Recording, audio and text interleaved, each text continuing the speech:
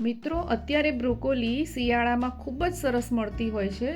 તો બટાકા અને બ્રોકોલીનું સરસ મજાનું ટેસ્ટી શાક બનાવવા માટે આપણે પેનમાં થોડું તેલ મૂકવાનું છે. એમાં થોડી રઈ અને હિંગ નાખીશું. હવે તેમાં 5-6 કળી લસણની ઝીણી સુધારીને ઉમેરવાની છે અને 5-6 કાજુને આ રીતના 2 ફાળમાં ડિવાઈડ કરી ઉમેરવાના છે. ત્યારબાદ એક ડુંગળીને ઝીણી સુધારી એમાં ઉમેરવાની છે અને એ બધું હવે હલાવીને સાતળી લેવાનું છે. ડુંગળી થોડી સોફ્ટ થઈ જાય એટલે તેમાં એક બટાકાને ધોઈ છોલી અને ઉમેરવાનું છે. ત્યારબાદ બ્રોકોલીને પણ આ રીતે પીસ કરી ધોઈ અને એમાં ઉમેરવાની છે. હવે તેને હલાવી અને થોડુંક સાતળી લેવાનું છે. હવે તેમાં મસાલા કરીશું. તો મરચું તમે જે પ્રમાણે તીખું ખાતા હોય એ પ્રમાણે, થોડી હળદર, થોડું ધાણા જીરું અને સ્વાદ પ્રમાણે મીઠું ઉમેરવાનું છે. હવે એને હલાવીને મસાલાને મિક્સ કરી દેવાનું છે. મિત્રો, અત્યારે આ જેટલું કલરફુલ દેખાય છે એટલું જ સ્વાદમાં ટેસ્ટી બને છે.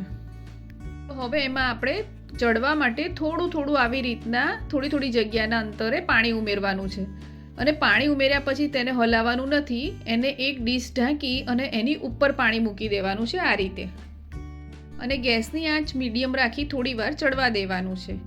થોડી વાર રહીને આપણે ચેક કરીશું કે શાક ચડ્યું છે કે નહીં. તો તમે જોશો તો શાક થોડું સોફ્ટ થઈ ગયું છે પણ હજી ચડ્યું નથી. આવી રીતે ચમચાની મદદથી એક બટાકાને કટ કરીને જોઈ લઈશું. તો ચડ્યું નથી તો હવે આપણે ફરીથી એને ઢાંકીને મૂકવાનું છે. પણ જે પાણી ઉપર ડીશ ઉપર મૂક્યું હતું એ ગરમ થઈ ગયું છે તો હવે એને ઉમેરવાનું છે. અહીં ખાસ એ ધ્યાન રાખવાનું કે ઠંડુ પાણી હવે ઉમેરવાનું નથી, નહીં તો શાક ચડતા વાર લાગશે. તો ફરી આપણે થોડી વાર રહીને ચેક કરીશું. તો જુઓ, હવે આ ઇઝીલી કટ થઈ જાય છે તો આપણું શાક ચડી ગયું છે. તો હવે આ સમયે આપણે એક ટામેટાને કટ કરીને એમાં ઉમેરવાનું છે અને એને પણ હલાવી અને ટામેટાં થોડા સોફ્ટ બને એ માટે ફરીથી ડીશ ઢાંકી દેવાની છે અને થોડી વાર 1 થી 2 મિનિટ જેટલું રાખી અને ચેક કરીશું. તો હવે ટામેટાં થોડા સોફ્ટ થઈ ગયા છે જુઓ. તો હવે આપણું મસ્ત ટેસ્ટી બ્રોકોલી બટાકા ટામેટા કાજુનું શાક તૈયાર છે.